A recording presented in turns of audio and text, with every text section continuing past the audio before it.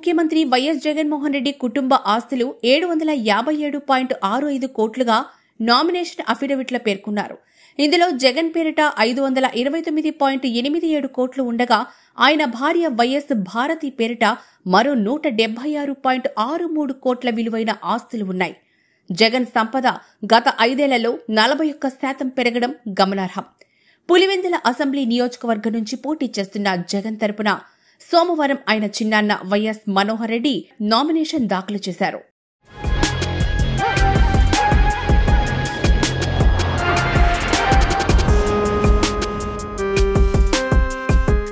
అఫిడవిట్లో జగన్ తన చరాస్తుల విలువను 483.08 కోట్లు, స్థిరాస్తుల విలువను 46 కోట్లుగా పేర్కొన్నారు.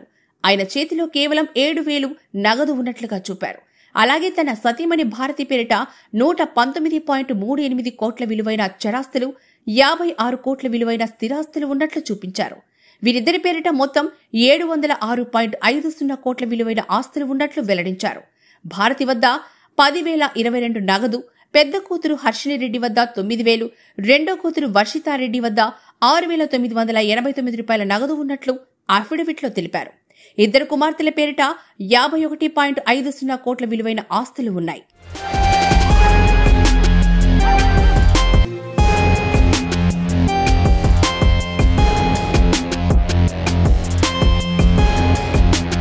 రెండు 2019 ఎన్నికల్లో జగన్ ఆస్తి 375.20 కోట్లు ఉండగా 5 ఏళ్లు తిరిగేసరికి ఆయన సంపద దాదాపు 41% పెరిగింది. భార్య, పిల్లల ఆస్తులు కూడా భారీగానే పెరిగాయి.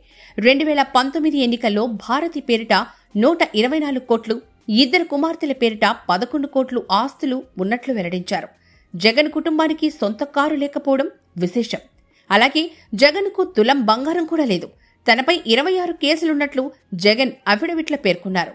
11 సిబిఐ కేసులు, 9 ఈడీ కేసులు ఉన్నాయి. నంద్యాల, విజయవాడ, మంగళగిరి, పొన్నూరు, సరూర్ నగర్ పోలీస్ స్టేషన్లో ఆయనపై 6 కేసులు ఉన్నాయి.